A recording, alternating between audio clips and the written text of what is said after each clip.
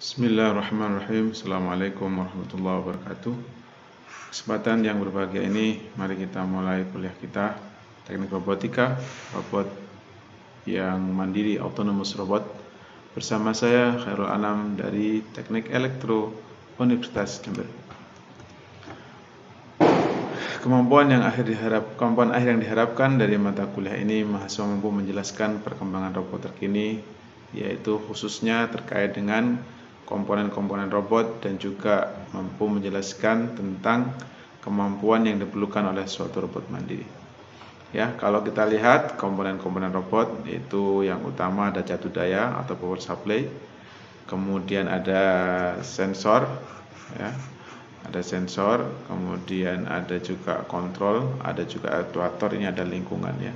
Dari lingkungan sensor melakukan sensing, kemudian membentuk suatu persepsi, kemudian diempankan kepada aktuator, kepada kontrol lalu melaksanakan atau mengevaluasi dan kemudian merencanakan apa yang harus dilakukan oleh robot, kemudian diberikan kepada aktuator. Bisa juga di sini dari gambar ini sensor bisa langsung kepada aktuator. Kemudian kalau kita lihat dari komponen-komponen tadi, ada jatuh daya. Jadi jatuh daya itu meliputi sumber listrik sendiri seperti baterainya dan juga peralatan yang terkait ya. Seperti unit jatuh daya yang mengubah listrik dari sumber listrik menjadi kebutuhan daya yang sesuai ya. Jadi semua hal terkait dengan itu, tidak hanya baterainya saja. Jadi semua hal terkait dengan itu. Kemudian sensor ya, ini semua sensor-sensor, kamera, sonar, mikrofon, semua sensor yang memungkinkan robot dapat mengumpulkan informasi tentang keadaan mereka dan keadaan lingkungan mereka ya. Kemudian juga di sini ada aktuator yang perangkat yang mengubah daya menjadi energi atau gerakan kinetik ya. Bisa jadi dari listrik, kalau sumbernya listrik tadi ya, dari baterai menuju suatu perubahan ke energi yang lain, dalam hal ini bisa gerakan ya ataupun yang lainnya. Kemudian juga ada di sini tipe-tipe aktuator ya, rata-rata kebanyakan yang kita lihat motor listrik ya, ada juga yang aktuator pneumatik, ada juga yang hidrolik, ada juga yang menggunakan grippers and effector dari sebuah robot. Adapun kontrol bertanggung jawab untuk mengevaluasi informasi yang dikumpulkan dan diproses oleh sensor untuk melakukan tindakan perencanaan. Jadi dia mengumpulkan informasi dulu, kemudian informasi yang dapat dari mana? Dari sensor, dan kemudian dia merencanakan tindakan apa yang harus dilakukan oleh robot tersebut. Itu dari kontrol. Kemudian kalau kita melihat mekanisme kendali robot, itu ada yang langsung dikendalikan oleh manusia, ada yang secara otonom ya. Jadi ada yang manusia itu menggerakkan dioperasi remote dari jauh, ada yang secara otonom ya.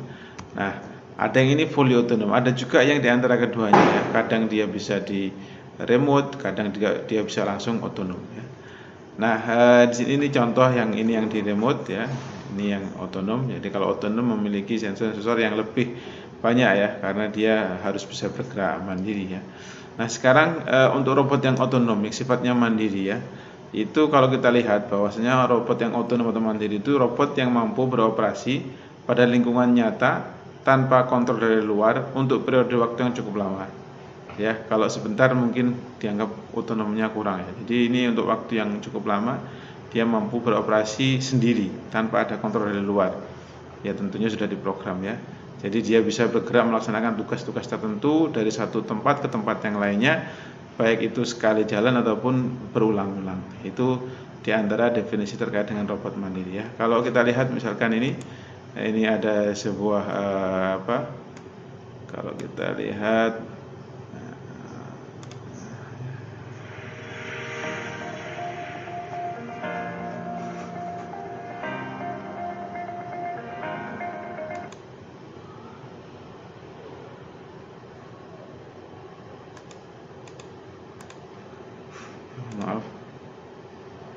kita cepatkan ya. Nah, ini kita lihat ini robot dia bergerak otonomus ya. Dia membawa beban tertentu. Nah, ini ada banyak sensornya di sini. Dia tidak menggunakan, kemarin kan menggunakan ada yang automatic guided vehicle ya. Ya, ini dia menggunakan sensor-sensor. Ya. Ini kalau dilihat warna kuning aja ditabrak ya. Jadi dia intinya dia betul-betul autonomous, tidak hanya terguided ya. Dia bisa bergerak kondisinya dalam keadaan apapun, dan di sini kita lihat dia bisa mengecas sendiri ya. Kalau dia habis ya, dia kemudian mengecas dirinya sendiri ya. Jadi ini kemampuan autonomous. Ya, kalau kita lihat ini ada pergerakannya yang ini dia menggunakan lidar ya, daerah-daerah yang dilarang oleh dia bisa membawa barang ya. Dia ini tadi dynamic path planning ya, dinamis ya, jalurnya itu bisa diatur secara dinamis ya, dia tidak statis ya. Ini kemampuan suatu autonomous robot. Dia membawa beban.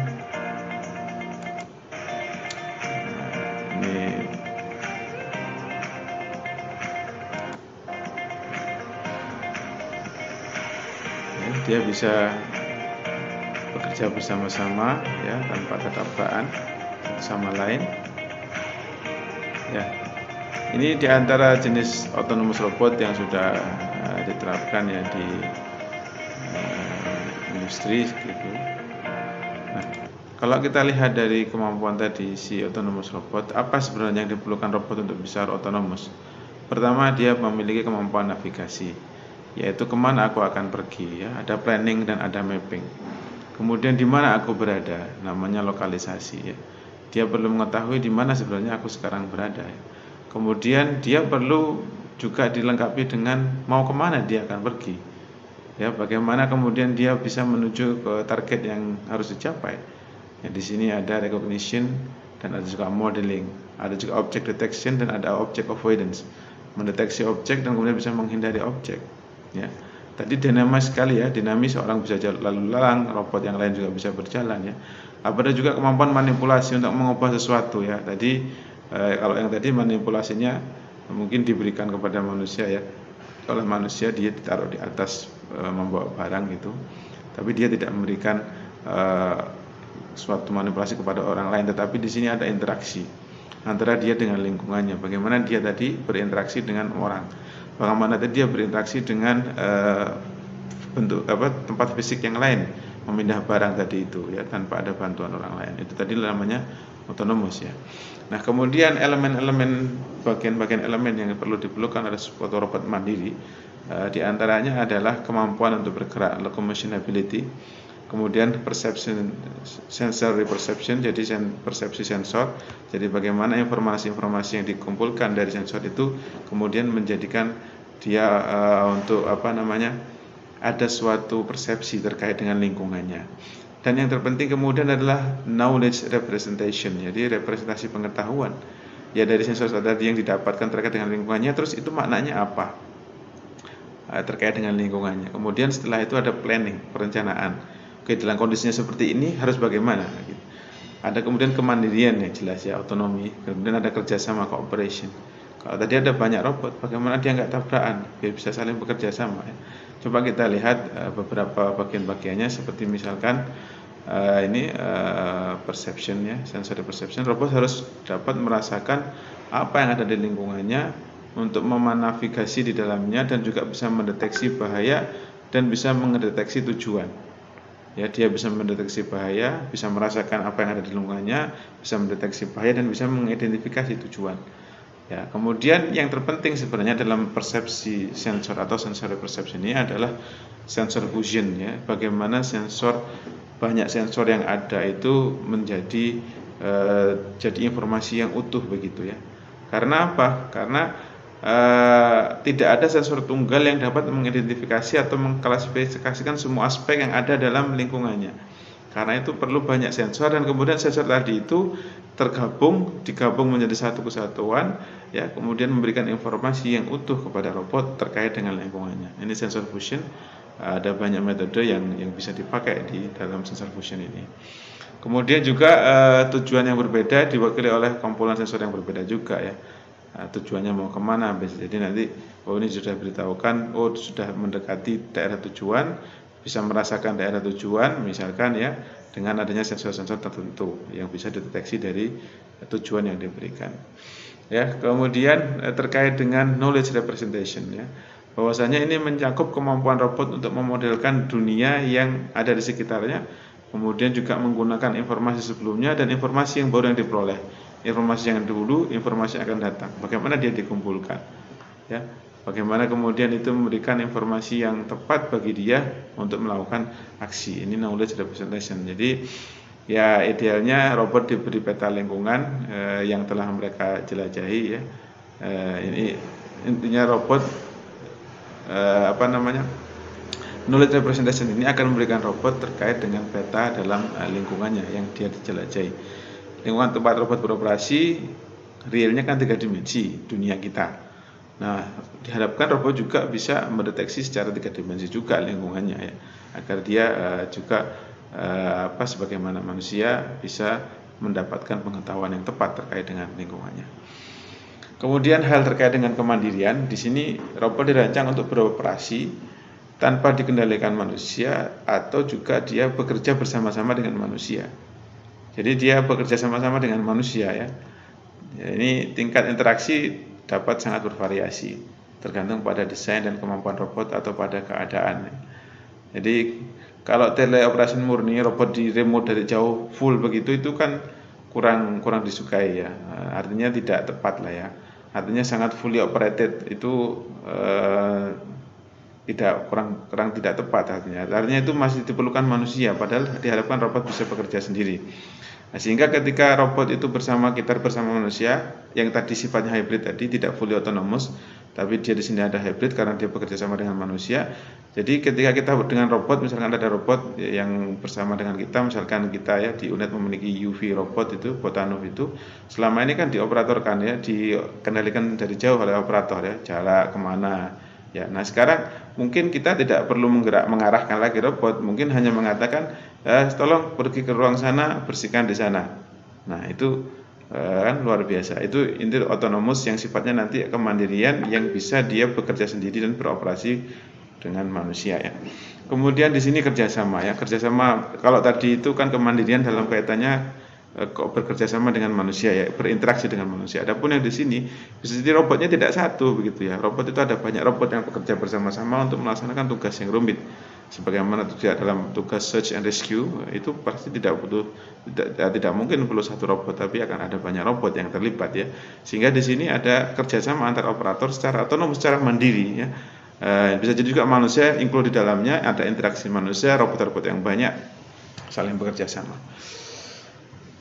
Nah, kemudian kalau kita melihat sistem kontrol secara umum ya, kalau tadi kita melihat bagian secara umum dulu, yang ini agak lebih khusus ya. Jadi kalau kita melihat di sini ada bagian input dari luar ya, atau ini kalau kita lihat ini ada real world environment, ada lingkungannya, dan ini blok segini ini adalah blok robotnya ya. Nah dunia atau lingkungan yang ada di sekitar robot itu ditangkap oleh robot melalui sensor-sensor. Nah di sini sensornya tadi, kalau robot otonomus tidak mungkin robotnya sensornya satu ya, sehingga ada banyak robot di sana. Sifatnya adalah nanti sensor fusion. Ada raw data di sini, ya. Ada raw data yang sifatnya masih raw, masih mentah. Kemudian dilakukan ada metode-metode perception di sini, diekstrak informasinya. Kemudian juga bisa dibuat petanya, peta lokal, peta lingkungan secara umum, dibuat modelnya. Nah di sini nanti kemudian ada lokalisasinya daripada tempat dia beroperasi. Nah, disinilah nanti ada knowledge database. Jadi ada pengetahuan, tadi knowledge representation, robot mengetahui, mendapatkan informasi pengetahuan terkait dengan lingkungannya. Nah, dari sini robot bisa mendapatkan peta global dari posisinya dia di mana sekarang, ya lokalisasinya bagaimana.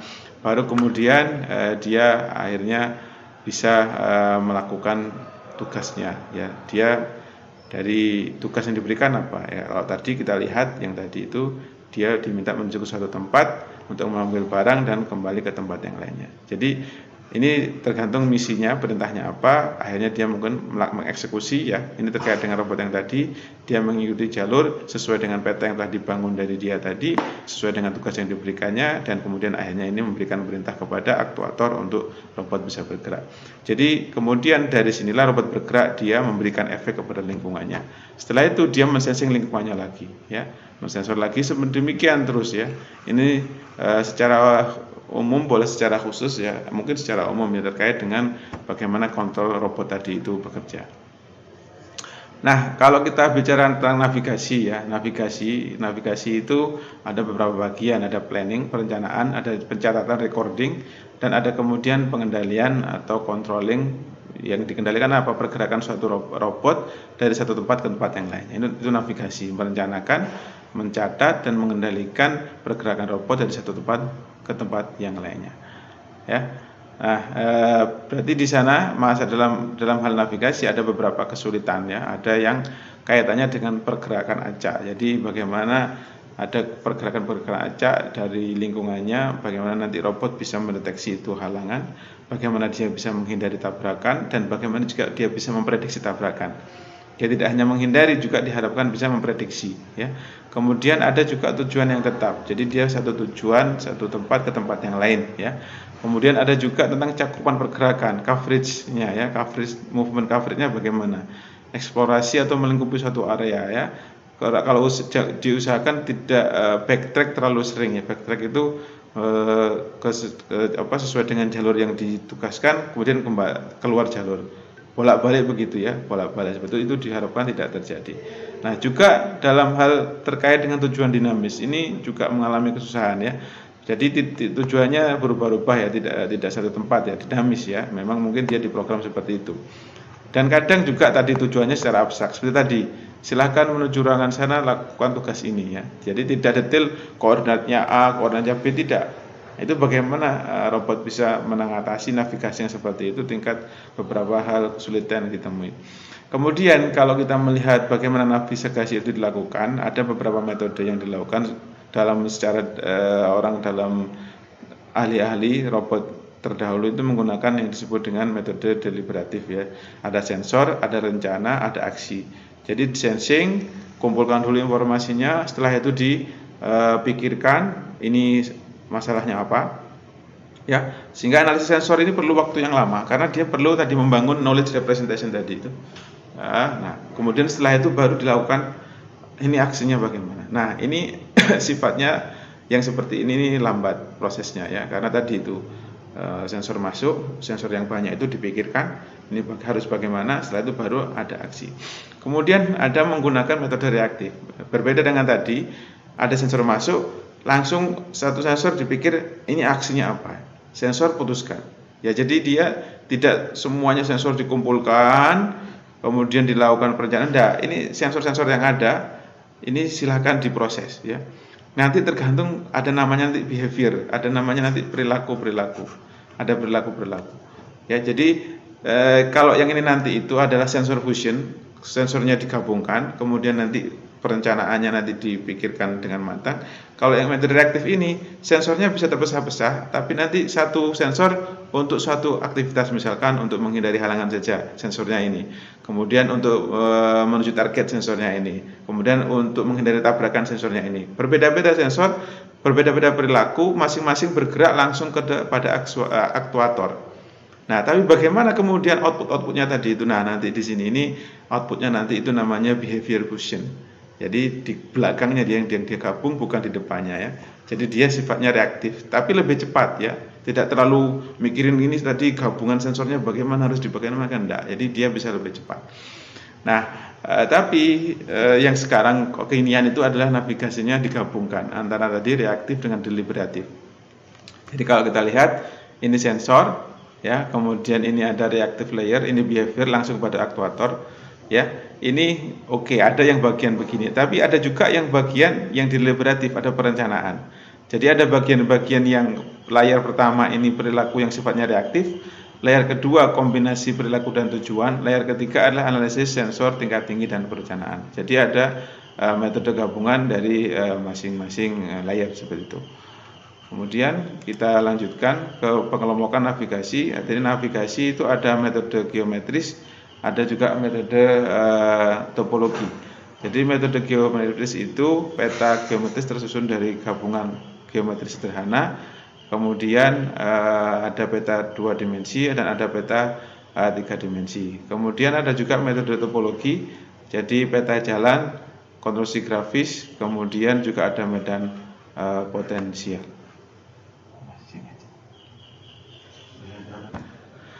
Ini contoh autonomous UV robot. Kalau kita lihat, coba kita jalankan.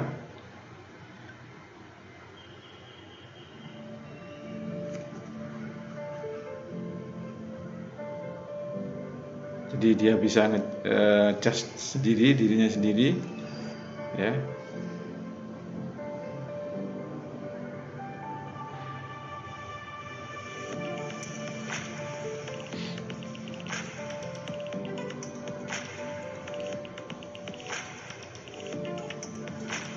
Nah, ini dia melakukan autonomous, ya. Dia bergerak mandiri, tidak dioperasikan.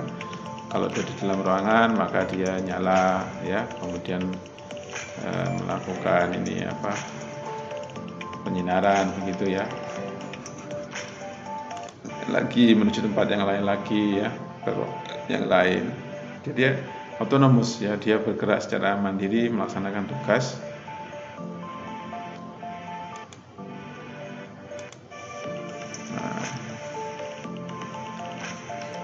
Jadi ini ibaratnya taruh satu gedung, dia jalan-jalan sendiri nanti sudah, ya. Ya enggak, karena memang tidak dioperasikan manusia, jadi dia bisa menuju kalau sudah diberikan mapping, ya dia tinggal menuju mapping yang sudah diberikan, ya, diprogramkan oleh dia, ya. Saya kira ini ruangan, semua ruangan, ya, di UV. Ini sifatnya autonomous, ya. Autonomous ini produsen sama dengan robot yang tadi yang di awal-awal kita nyalakan, ya. Jadi dia bisa jalan kemana-mana ketika orang semua sudah pulang, ya.